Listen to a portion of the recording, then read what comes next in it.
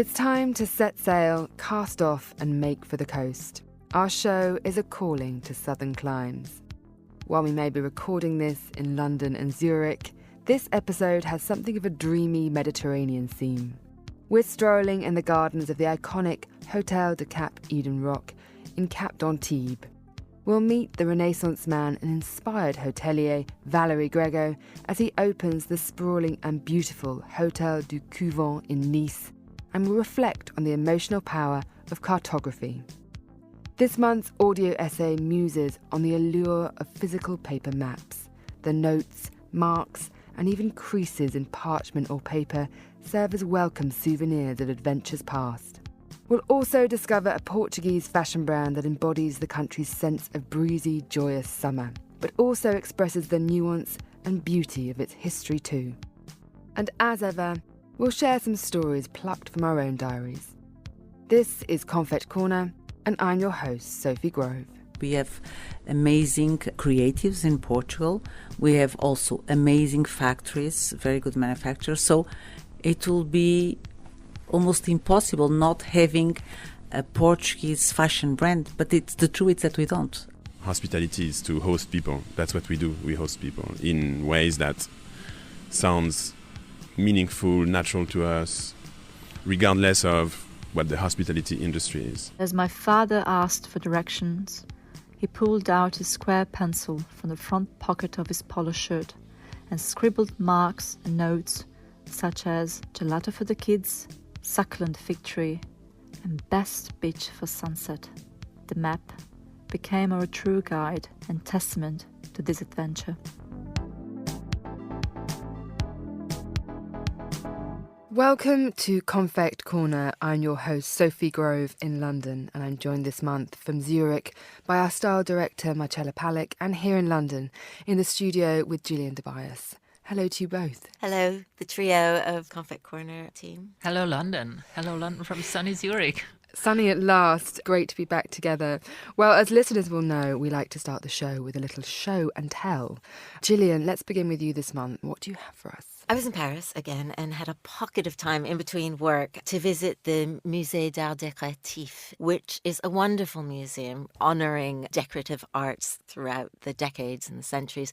The gem was a special exhibition on the birth of the department store, especially in Paris, the Grand Magasin. To me, I've always been fascinated by them because they were cathedrals to commerce. They were talked about as being the new modern temples of our time. And I think what fascinates me is it's so much a social history. It's a story about urbanism in Haussmann's Paris. It's a story of architecture, advertising. So much was encapsulated in Les Grands Magasins at the time. I adored looking at the fashion. It's like opening a grandmother's or a great-grandmother's wardrobes and seeing the hats and the gants, the gloves. You just see very privileged because it's not like a fashion museum. This is the department store, so it shows it in the context of retail. And this really was retail as theatre.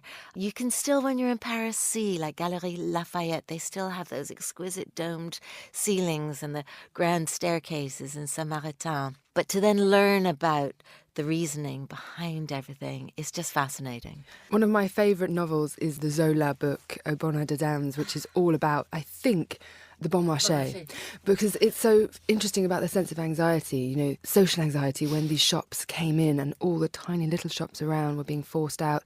All the shop assistants who worked in these department stores lived in the attics, in the eaves. Exactly. So they were really like ecosystems themselves, and they had this hierarchy, this sense of like frenetic energy, modernity. They embodied modernity, which obviously today, in a sense, they embody nostalgia. So it's so interesting that they've done this exhibition at this moment. I did bring the catalogue for you because the exhibition is on till October, but well worth getting the catalogue because you can read about that. You mentioned that everyone living in the attics, they actually had like a training school, so sort of lower middle class families in the provinces all over France would send their young sons to these grands magasins to learn and to train and become the entrepreneurs of the future. And you see black and white sketches of these rows of 18-year-old perfectly dressed young boys learning to become French businessmen through the trade of retail. It's just fascinating on so many different levels. Well, it's definitely one for my next trip to Paris, and perhaps yours, Marcello.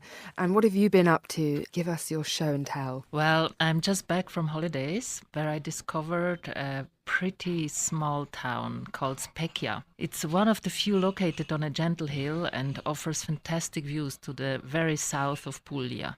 And for its sleepy vibe, I was surprised to find a hidden gem like the new boutique Sant'Alè by Letizia Mazzoli. The elegant, tall Italian lived in Florence before and has an amazing selection of vintage clothes, fashion jewelry, like from Pierre Cardin, original pieces. I couldn't believe it, actually. And when I was recently there, it was the very, very first day she just opened. So it is a real discovery. And a few steps away, still in the small historic center, there are two considerable large pasticcerie right beside each other. You think the people there are eating only sweets. One is Martinucci, founded in 1950. The other is awarded Mille Voglie by Giuseppe Zippo with the best gelato you ever had. And I'm sure there must be a story behind this special neighborhood, but I have to find out next time when I'm there. I love this idea of two rivals, but then actually that type of competition, as we know, can spur greatness because everyone knows where to go for their sweet treats. Yeah. It just sounds the most perfect place to sit in a square in the shade and the heat of a morning or evening and just people watch the world go by. I mean, I think there's something about Italian life in these villages. Yeah. And how about you, Sophie? Where have you been? Well, I've just come back from the Côte d'Azur, quite near to Saint-Tropez, where I was doing a retreat, which you can read about in the next Konfekt, which is coming up in autumn. But I actually had an amazing moment mountain biking. And it was quite tough. Like, I had this 25 kg bike, which was electric, and I was tearing it up. You wouldn't really recognise me because I'm a city cyclist. I cycle around. There aren't actually that many hills in my neighbourhood, kind of gently sort of glide about.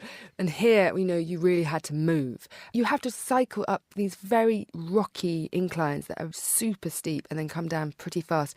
And psychologically and actually practically, you had to come down fast because if you tried to be gingerly, you would fall off. So it's a bit like skiing. You had to be bold and you had to push your limits, which I did, and I had a little taste of what extreme sports really give people. I can see why they keep coming back. And I suppose the motivation is that coastline is so spectacularly beautiful, and so it sort of tickles the fancy to be able to propel yourself along it, and that must be one of the payoffs. And it was this wild, because you think of the Côte d'Azur as quite built up, but actually there were a lot of national parks there, and this is a place called Gigaro, and it was just absolutely beautiful, completely pristine. This whole stretch of land, and there are huge big toads croaking and amazing animals everywhere, and these big snuffling black pigs that kind of jumped out of hedges. And you really wouldn't imagine the Côte d'Azur to be like that, but if you go to Gigaro, you'll find it is. It's hard to distill national character into aesthetics. But when Paula Amorim was thinking about what she wanted from the eponymous luxury fashion brand she launched in 2019, she knew she wanted it to be about Portugality. In a country that has long been known as a textile manufacturing hub, the trick was to concentrate both on substance and on looks. As a member of Portugal's most successful business families, which built its fortune on producing cork, Amorim has both passion and a sense of responsibility for flying the flag for the nation's fashion capabilities. Having brought creative director Ricardo Preto on board in 2021, the pair now create self-confident, zany garments that have something of a folksy spirit. Konfekt's deputy editor, Chiara Mella, sat down with Amorim in her office in Lisbon to understand what led her to start this venture and why it hadn't quite been managed by any other Portuguese business before. It's called Paula, not to give up. When you have your name in the brand, you have to be very strong and very linked to the brand, not to give up. And because I really believe the project, I really believe that we can have an amazing Portuguese fashion brand. In Portugal, we have also amazing textile fabrics, craftsmanship. We do embroideries, we do everything. Manufacture, it's really very good, very high qualified, and have the chance to do everything in my country because it's one of the best countries to do this kind of products. It prouds me a lot. Well, it's very interesting that you mention Portugal's manufacturing capabilities because so many international brands come to Portugal to manufacture, but until now, there hasn't really been a Portuguese brand that could fly the flag for the country and for its manufacturing, embodying it itself. How much of this context played into your mind when you were creating the brand? And how important and how hard was it to create this sort of fashion ecosystem in Portugal? Mm-hmm. You're totally right. I don't understand why this is happening because we have amazing creatives in Portugal. We have also amazing factories, very good manufacturers. So it will be almost impossible not having a Portuguese fashion brand. But it's the truth is that we don't. I don't know what happened because everything is here. The human quality and the capacity quality, it's also here. That's what I aim to do a fashion brand, having the best of our design. The Ricardo Preto is the creative design of Paula, and working with the best factories, using the best fabrics and the best techniques, and try to show to the world that in Portugal we are capable to do worldwide luxury Portuguese brand. Aside from the manufacturing, what do you think is Portuguese about the clothes? They're so sunny and fantastic and vibrant and, you know, so upbeat. But I suppose in the aesthetic, what is it that you think makes them unmistakably Portuguese? I think they are colorful, the prints and details. I think even us in Paula, we push for the craftsmanship, we push for the embroideries. You have amazing embroideries in the island of Madeira, in the north, in Minho, in Viana do Castelo, and to reinvent and to create and to adapt new techniques, more sophisticating with a more fashion approach to what has been the history and the culture of craftsmanship in Portugal. Well, Paula is obviously you, but when you think about the customer who might like this type of aesthetic, what kind of woman do you have in mind? Mm-hmm. It's a very independent woman. It's a very mature woman, sophisticated, free. She buys what she wants. She doesn't care about having a label or being dressed the same as her friends or the places that she goes. It's a very confident woman. And finally, how connected do you feel also to Comporta as a place? You know, that's where on the pages of Konfekt we're seeing all these clothes on the beach. How important is that place also for aesthetic inspiration and for you? I think Comporta will be the perfect place to wear Paula. It's very relaxed, it's very nature, and I love Comporta, so it's a countryside with a beach, so it's to have all the rice fields, and I think it's the perfect spot to wear my clothes. Paula Amarin there in conversation with Konfekt's Chiara Romella in Lisbon. The idea of Portugality is quite nice. Should more brands embrace their roots, Gillian? Well, I think it depends which brand and which country. If you have such a wonderful sort of heritage and like graphic identity as Portugal, yes. I remember one of my favourite films I did for Monocle was on La Vida Portuguesa, which took soap and beauty products and traditional ways of making things and combined it with this incredibly strong retro graphic sensibility and housed it in this emporium that was just very synonymous with old sort of shops and stores of the 1920s. So you have the whole experience. It was very holistic and expressive. Marcella, we've talked about your Czech heritage. Are the best finds in shops the ones that put tradition at its core? Well, I am probably more the realistic person because I think when a shop or a brand lives and loves the culture, then of course, yes. But sometimes this is a kind of a marketing thing. And then when it's getting too much about communication and marketing, then it's hurting. Because then you see just the superficial things, the cliches, and then I wouldn't go in the store. But I think you feel it quite fast if it's marketing or kind of real loft culture. And you, Sophie, do you seek stores that lean into tradition and embrace vernacular? I often love that kind of wonderful historic shopping environment, a bit like we were talking about with the amazing department stores, because I really feel that sense of history and atmosphere. I just love the detail of how they did retail in the past. But I totally agree with you, and I think the nuance has to be there if you're leaning into a brand that's based on nostalgia. Because I think, interestingly, with the Paula brand that Chiara writes about so beautifully in this article, which you'll have to read, is that the brand is talking about this moment in time, often when the country came out of its dictatorship after Salazar had been reigning over the country for so many years, and the 70s were this moment of freedom. And I think the brand draws upon that, as well as a lot of other Portuguese kind of textures and the feeling of Comporta and the coast and the Atlantic. So then you have this wonderful layering, and it isn't just pure nostalgia. There's a lot of thought that goes into it, and there's a spirit that goes into it. So that's why I think it's a really interesting brand.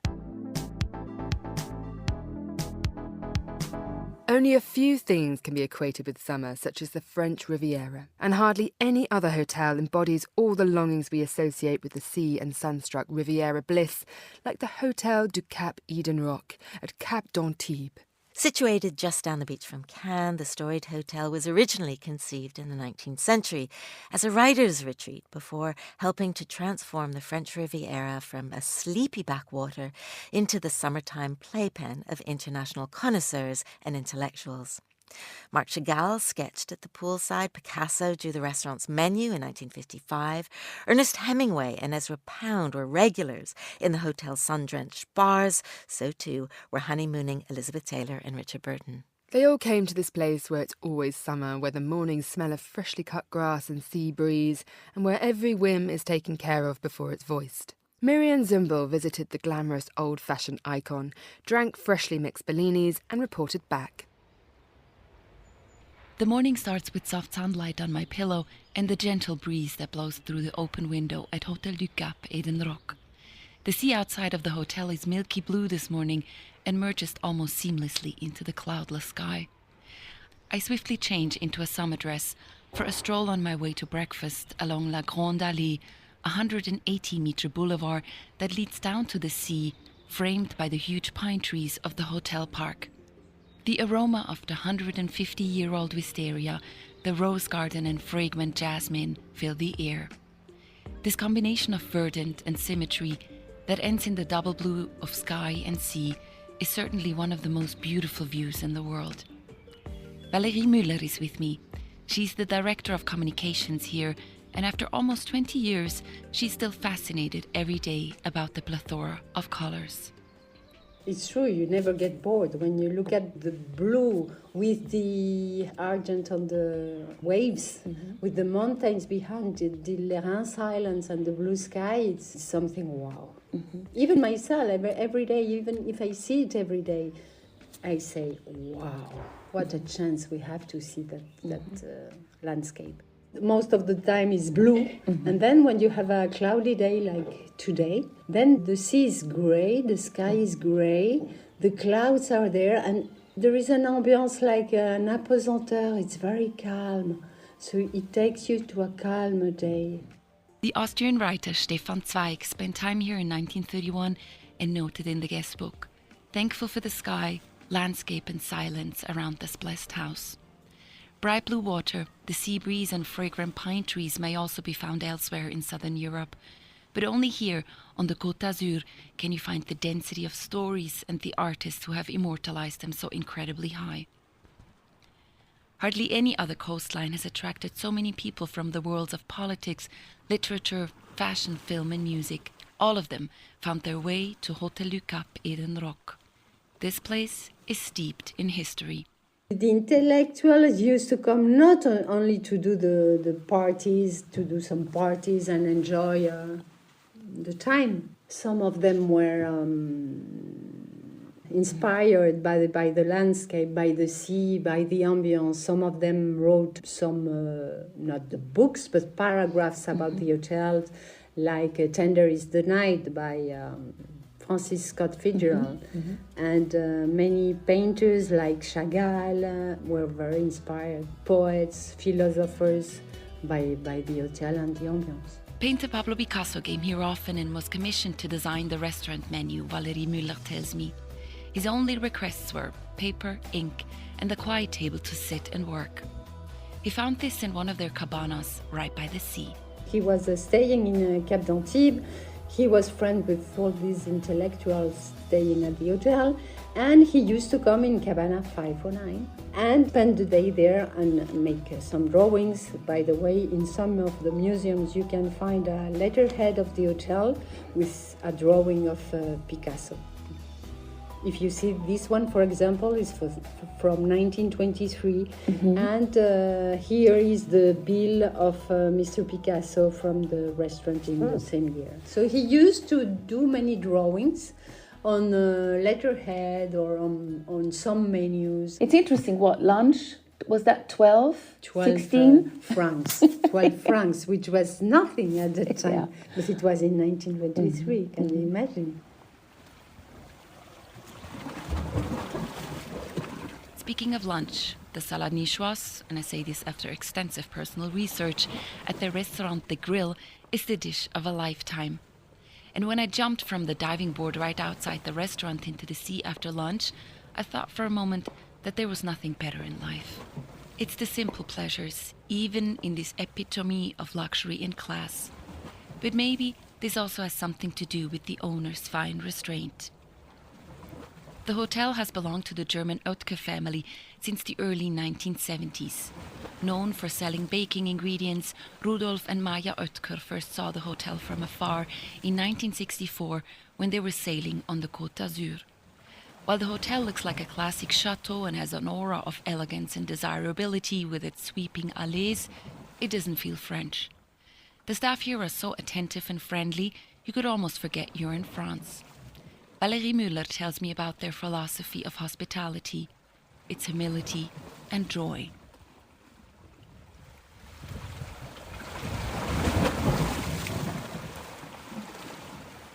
Philippe Père, the general manager, called the staff members. We are 540 staff members.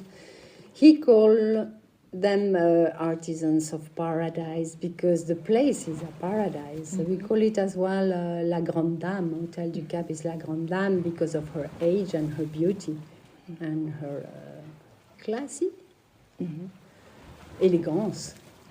Artisans because we are all artisans. In each of in all the departments, we are all doing something very important, and it's like a chain. If you break the chain, you cannot achieve the goal and to please the guest, and the guests need to feel like home.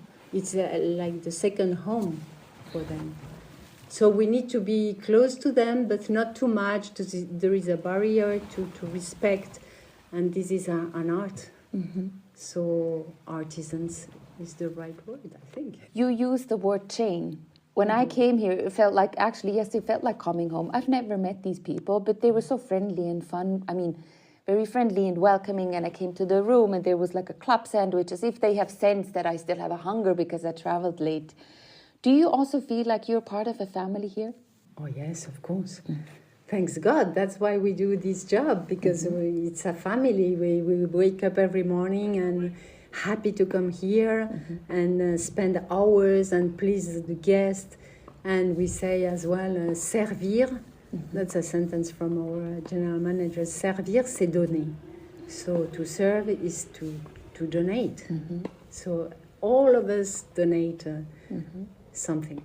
And then tells me about her favorite place on the spacious hotel grounds. It's small, but magical. I would say the cabana. You have privacy, you are on your own, you can meditate, you are facing the infinity. It's, wow, so you are in another world. It's like if the time has stopped, so it's magic. And as I sit in the shade of a cabana, I have the sea horizon as my constant companion with its ever-changing and brilliant shades of blue. Tall and irresistible, sometimes cheerful, sometimes bad-tempered, it doesn't feel so much like a natural phenomenon as a person. Indeed, after 2 days, It's more like a good friend.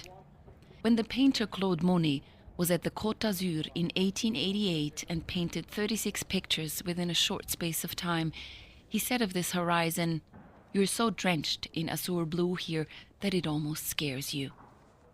The blue is indeed radical. It outshines everything and leaves no alternative. During my time at Cap d'Antibes, I learned that despite all the negative or difficult things that may happen in life, new good things can always appear on the horizon. And that evening, at Hotel du Cap-Eden-Roc, it came in the form of a freshly mixed Bellini.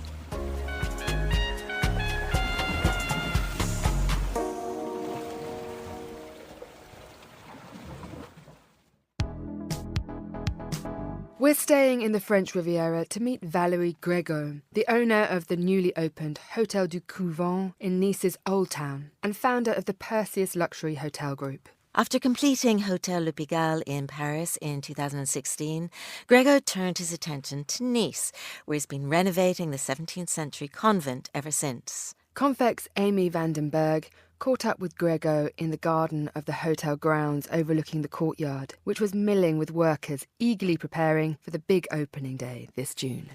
So I guess at some point in my life I had the opportunity, pretty random opportunity, to acquire a hotel in the French Alps. So I really got there by chance. And my upbringing, I had barely gone to any hotel until I was 20 or 20-something. So I am this kind of hotelier who doesn't know much about hospitality, and that's what makes the kind of hospitality we do what it is. It's because we come with no preconceived ideas of what things should be or shouldn't be. So it really takes it down to hospitality, that's all. Hospitality is to host people. That's what we do. We host people in ways that sounds meaningful, natural to us, regardless of what the hospitality industry is. So I guess I got it by chance, and I stayed because I see it as a platform to speak to the world. And what does luxury mean to you, if you could if you could define luxury for you? I have no idea. It doesn't mean anything to me. People say this is a luxury hotel. I guess they're right. Luxury is such a subjective matter. Even in hospitality, it's a subjective matter. For some people, it's 3 bedrooms in Bhutan with no music and simple food. And for some people, it's a 4 Seasons or a Ritz-Carlton in Miami. So for me, it's a sense of place. It's a sense of time. Luxury is these things where you don't know what to expect, but when you see them, they are exactly as you would have wanted them to be, which then has nothing to do with how much money you spend. Luxury can be an expensive restaurant somewhere, but also pavement food in Bushwick. So it's a sense of place and sense of time. There's also the idea of rarity. It's something that, fortunately or unfortunately, both probably at the same time, you don't find often, because it's difficult. It's difficult to do, it's difficult to access, it takes some sort of effort to get there. So something like that, but it's a very personal answer, of course. Each of your hotels is intricately linked to the neighborhood and the community in which they're located.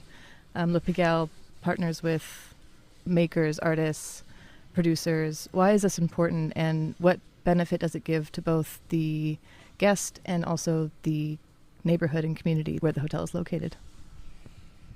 To me, or to us, a hotel cannot really be isolated from the world. By definition, it's part of the neighborhood, whether you want it or not. The question is, how is it part of the neighborhood? Is it going to be a closed place that no one can access, or is it going to be something open? And I have this idea of hosting people that things should be open. So I guess it's just the result of being open. it ties back to the first question, which is why hospitality? Just because we are here to host people, and we are here to host anyone. And even when some people say, yeah, but there's the price, da-da-da, it's true and not true at the same time. Save for 2 years for their 20th wedding anniversary. And maybe it's the one time in their life they will come for lunch, you know? So I think it's the idea to be open. We need to connect with people around us, and they need to be able to come to us. So the things that we do, we make sure that some of them you don't have to pay, some of them you don't have to pay a lot. So in Pigalle we had cafe for €1. Here we have the bistro works with sliding scale prices. So you can decide how much you want to pay for the meal you're having for lunch. So it's all these tiny things that make it possible for people from the outside to enter and for us to communicate or to connect with them. It's a very natural thing, which I think comes from the desire to be open. And since we're here in Nice on the developing location of Hotel du Cap-Eden-Roc, can you tell me about your connection to Nice and I guess why you chose here? I have no connection to Nice, and the location chose me. So I barely knew the city before, but somehow the mayor got in touch with me because he was looking for hoteliers to take over this space, which I acquired from the city, this convent. I was resistant at first before I saw the place, and then I opened the door and it was so magical. It is a calling of some sort. I'm on a mission to make sure things can continue to be in our absence. That's what I'm doing here, making sure that in 400 years, this place, not a hotel, not a couvent, maybe a hospital or something we don't even know what it is, can actually be. And for that, we need to look after the building, look after the space. We need to think beyond our lifetime. So that's what I'm trying to do. Because the question is, what does it take for that to happen? What does it take? How do you renovate? What do you do so that things can continue to be in our absence? It's a very deep question, and that's what I've been doing for 10 years, trying to answer that very question, which means that our input needs to make things better. And how do you do that? How do you make sure that when you bring a faucet, when you put a door, when you renovate a garden, you participate to this idea that this will survive, and I can look back and say it's a little bit better than when I came. That's what the project is about. We are here to look after the building. That's it. There's a tiny anecdote which means a lot. We had to completely renovate the roof, so we took out the beams. And then we were about to throw the beams away, and then we said, pretty good wood, so maybe we could do furniture with it. So we did all the desks from the beam. So we gave them to a carpenter, and then the carpenter called us and said, I found weird nails in the beams. And we looked at them, and they were boat mat nails. So 400 years ago, when the nuns built the convent, they used upcycled mats from the boats in Nice, and now we are doing desks. It's a beautiful story. And I'm actually going to go back on something that you mentioned before, which ties into what you just said, which is, what's the importance of storytelling in these places? As I said before, your hotels are very situated in the community, in the place, and there's a lot of history in these places. So why is that important, and how do you pull the magic from the place and put it into the experience of staying here? Difficult question, because as a goal, I don't think storytelling is interesting at all. We have a herbal shop here, and the herbal shop will be open all day, and there is a pharmacist that runs the herbal shop, and as a guest you arrive and you say, I'm jet lagged, I flew from Canada, my brain blah blah blah, my knee. They will make remedies for you. I did the herbal shop because for 422 years there was a herbal shop in the convent. So I'm doing a herbal shop because of that, not because there is storytelling. So I think it's important that things continue to be, and if by doing so there's also storytelling, I guess it's okay. And I'm sure people will find stories because there are stories. But that's not why we're doing it. It's just the outcome of why we're doing it. We're doing it because somehow I have the feeling that's what we should do, which again is very subjective. So I'm not really comfortable with just the storytelling in itself, because otherwise it becomes you're looking for a story to tell. I'm not looking for a story to tell. I'm just the guy who brushes away the dust and takes a beam and do some desks with it, you know? When guests arrive here in the summer, how do you hope they will feel when they stay here? Will it be like an oasis? Will it be an escape? Is it somewhere to, as a launch point? You know, is it supposed to be a calming experience? What do you hope that they will feel when they're here and walk away feeling as well? I hope they will feel the duality of what a convent in a city was or is.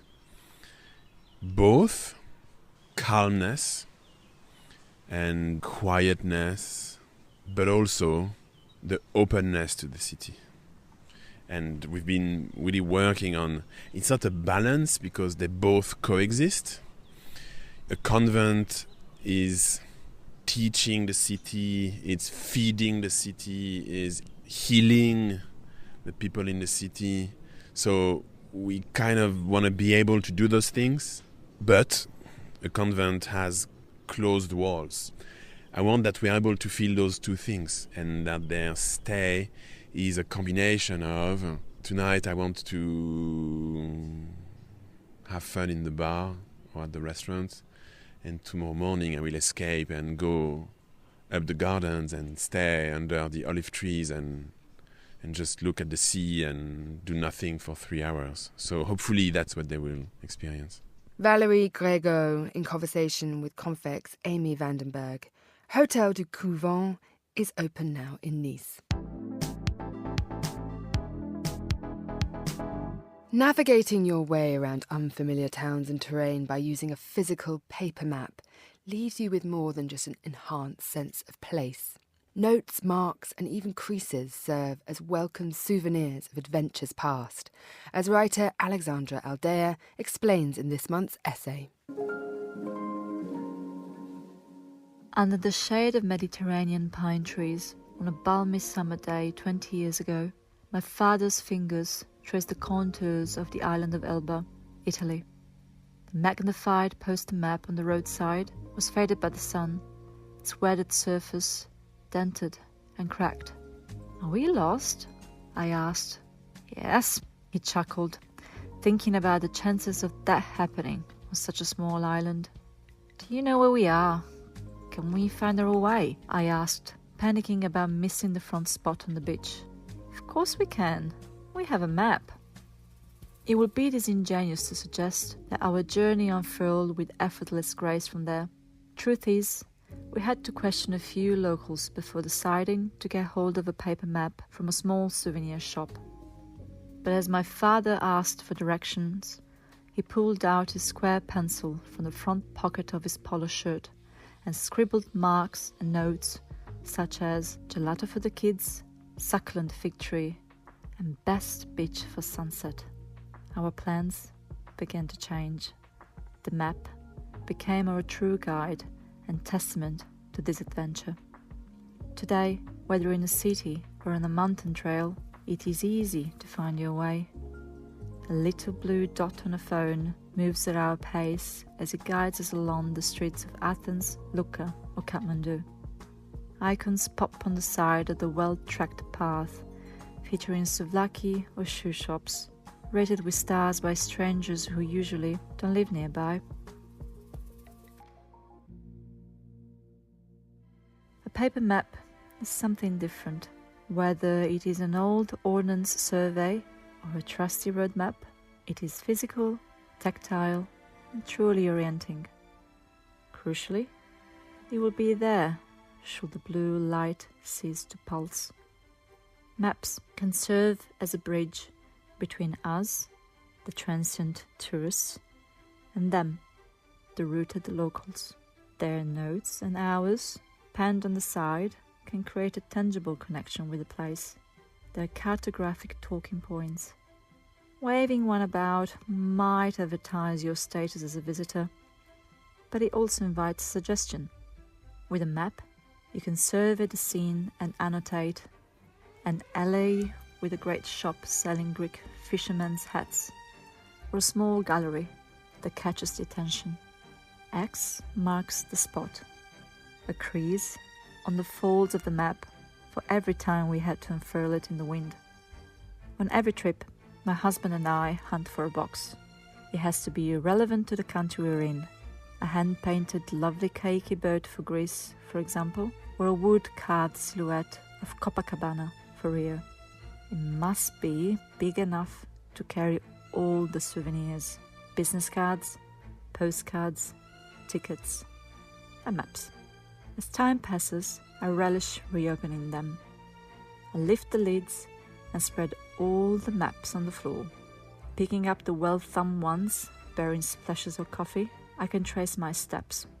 1 minute, I return to that bar in Palma. The next, I am surrounded by copper pots in Sarajevo. And now, I am at the railway station in Domodossola, about to embark on the next journey, map in hand and on the lookout for the best gelato. That was writer Alexandra Aldea. Marcella, do you like following a map in your travels, or do you prefer to go with the flow? Well, Sophie, you know I love print, and that is also for maps. But to be honest, for long distances, like traveling in holidays, I go with the flow. But once arrived in a city, I even prefer to go without anything at all, because I love to get lost and just to follow my instinct, my eye, ask people, and because you have time then. And how about you, Gillian? I absolutely adore printed maps, especially old printed maps. I mean, I had the opportunity to go through some of my father's things, and he was a great traveller, loved travelling around Europe, and they were wonderful, wonderful maps from the 60s, 70s, 80s. And they're like diaries because there are notes in them, little stars, little reds, crosses, dates, advice. And so you can read it like Braille a little bit to the journey. And I think there's nothing that can equal that. You also have a sense of discovery. You look at the map, you think you're going to turn right and follow a certain route, and suddenly there's something about the printed map and the road and the way it curves and turns and where it ends up that you change your mind. Spontaneity. I think printed maps allow you to be more spontaneous, and I think there's a wonder in that. Sophie, what about you? Do you find there's a beauty in vintage maps? I have the most beautiful map of Istanbul, which is an old kind of Ottoman map on my wall. Every time I glance at it, I remember this is where I lived and this is where I used to go on the islands. And I mean, that city is so beautiful for maps because of the great history there, but also the geography. You really need to know where you're going, especially when I lived there 10 years ago. You couldn't use the blue dot. You couldn't follow. It just wasn't mapped yet, and the technology wasn't quite matching the physical experience. Also, just experientially, I think a lot of tourists are just following their phones, and that not only leaves you vulnerable to, you know, the fact that you might run out of battery and then be completely lost and disorientated, but it also just doesn't allow you to engage. There isn't a moment where you talk and you look around and you're there, and there's a tactility and openness to kind of just being in a space with a map, sitting down and maybe having a coffee and then just everyone looking at it together. And especially with children, they're so sick of adults being lost in their phones. They don't know you're on the map. You could just be doing something else. Maps are demonstrable. They're inclusive. They're tactile. And so for children and adults and everyone, they're just communal. And I think that's what really makes me want to go back to the maps. And when we were hiking in Wales last year, we had the GPS and then we had the map. And that was a really moment of kind of, we know where we're going. And I think that's glorious. Well, that brings us to the end of this episode of Konfekt Korner. My thanks to Gillian Tobias for joining me here in London and to Marcella Palik in Zurich. Konfekt Korner is produced and edited by Carlotta Ribello and Christy O'Grady. This episode has editing assistance by Steph Chungu. We'll be back next month with more, but until then, from me, Sophie Grove, goodbye and thanks for listening.